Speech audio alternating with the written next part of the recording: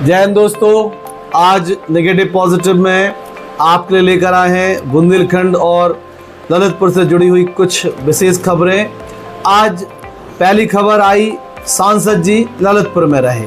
जी हाँ, आज सांसद जी जिला मुख्यालय बीजेपी पर आए और उन्होंने यहाँ पर बीजेपी के द्वारा किए जा रहे सभी कार्यों की समीक्षा करी और उन्होंने बताया कि आपको ललितपुर में विकास की जो योजनाएं दिखाई दे रही हैं, आगे भी इसी तरह की और योजनाओं पर वह लगातार अपने काम जारी रखेंगे। साथ ही साथ उन्होंने बीजेपी कार्यालय के सभी कार्यकर्ताओं को भी संबोधित किया और उन्हें बताया कि आपको प्रधानमंत्री मोदी जी के द्वारा चलाए जा रहे सेवा पखवाड़ा मिशन को 2 अक्टूबर तक लगातार जारी रखना है। जी हाँ, 2 अक्टूबर को है गांधी जयंती और इस समय बीजेपी का चल रहा है सेवा पखवाड़ा।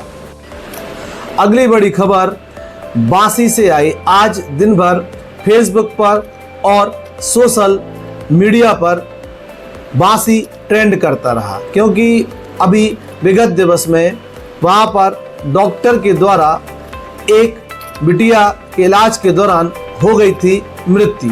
अब सुनने में आ रहा है कि डॉक्टर उसके परिजनों को दे रहा है 5 लाख रुपए और परिजन इस मामले को रफा दफा करने के लिए तैयार हो गए हैं।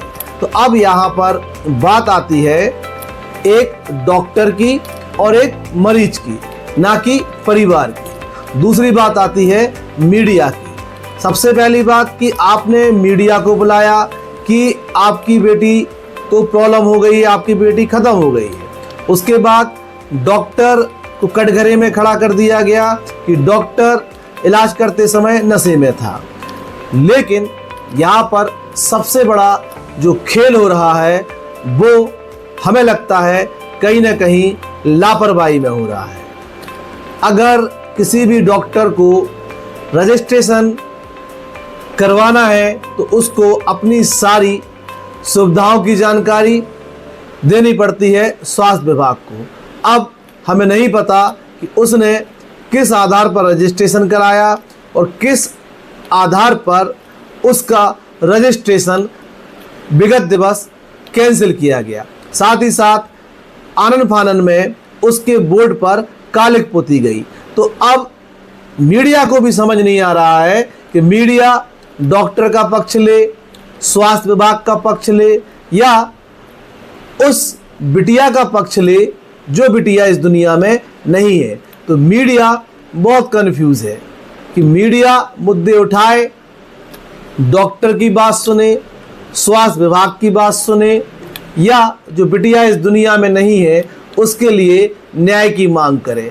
तो ये दर्शक कमेंट करके मीडिया को जरूर बताएं कि अब मीडिया का अब यहाँ से क्या रोल है और पब्लिक क्या अगले हादसे की कर रही है प्रतीक्षा। अब ये पब्लिक को समझना है, क्योंकि हमें ऐसा लग रहा है कि कहीं ना कहीं यहाँ पर सबसे बड़ी जिम्मेदारी बनती है स्वास्थ्य विभाग की। अगर झोला छाप डॉक्टर इस जनपद में हैं तो पिछले 2 वर्षों से कितने झोला छाप डॉक्टरों पर अब तक कार्रवाई की गई है। विभाग को इसकी एक लिस्ट जारी करनी चाहिए। विभाग को लिस्ट जारी करनी चाहिए कि हमारे विभाग में इतने रजिस्ट्रेशन हैं और इतने डॉक्टर जिला ललितपुर में कार्यरत हैं। आप इनसे इलाज ले सकते हैं, आप इनसे किस प्रकार का इलाज ले सकते हैं। अगर होम्योपैथी वाला डॉक्टर है तो होम्योपैथी का इलाज लीजिए, अगर यूनानी डॉक्टर है तो यूनानी इलाज लीजिए। जिस प्रकार का डॉक्टर है उस प्रकार का इलाज हमें लेना है। तो यह जिम्मेदारी है स्वास्थ्य विभाग की, क्योंकि पब्लिक स्वास्थ्य विभाग नहीं है। पब्लिक को डॉक्टरों के बारे में केवल इतनी जानकारी है कि डॉक्टर इलाज करता है। जी हाँ, हम आपको बता दें कि अगर एक पीएचडी व्यक्ति भी अपने आगे डॉक्टर लगाता है तो आम जनता ये नहीं जानती है कि ये डॉक्टर काय का है। उसे लगता है कि हम बीमार हो गए हैं तो शायद डॉक्टर साहब हमारा इलाज कर देंगे। तो हमें लगता है कि कहीं ना कहीं स्वास्थ्य विभाग को इस पर काम करने की ज़रूरत है, क्योंकि स्वास्थ्य विभाग को बार बार कटघरे में खड़ा करने से कोई फायदा नहीं है। अब स्वास्थ्य विभाग को लिस्ट जारी करनी चाहिए कि जनपद ललितपुर में हमारे इतने डॉक्टर रजिस्ट्रेशन के द्वारा काम कर रहे हैं, इतने डॉक्टर झोला छाप हैं, आप इनसे इलाज ना कराएं। और अगर आपके साथ कोई भी दुर्घटना होती है तो स्वास्थ्य विभाग इसका जिम्मेदार नहीं होगा। तो अगली बड़ी खबर एक पॉजिटिव खबर है। आज हमारा चैनल ने यहाँ ललितपुर जनपद में एक आश्रय गृह है जो कि है डाइट के सामने। जी हाँ, जब आप जिला महिला अस्पताल पहुंचते हैं उसके 100 मीटर आगे है डाइट और उसके सामने है एक आश्रय गृह जहां पर कोई भी व्यक्ति अपने आधार कार्ड को दिखाकर 24 घंटे के लिए बिल्कुल फ्री रह सकता है। अभी वहां पर भोजन की व्यवस्था नहीं करी गई है, लेकिन वहां पर अगर आप जाते हैं तो आपको रुकने की प्रॉपर व्यवस्था है। दिन में हमारे चैनल ने इस पर आपको एक विस्तृत रिपोर्ट दिखाई थी। अगली बड़ी खबर जो कि एक नेगेटिव खबर रही, यहाँ पर एक कबूतरा डेरा जो घटवार में है वहाँ पर एक युवक मृत पाया गया। अब पुलिस इस पर जांच कर रही है कि उस व्यक्ति को मारा गया है, उसकी हत्या की गई है या वो पहले से मृत वहाँ पर पाया गया है। तो ये एक जांच का विषय है। जैसे ही पुलिस इसमें आगे की कार्रवाई करती है हम आपको इसके संबंध में ज़रूर बताएंगे।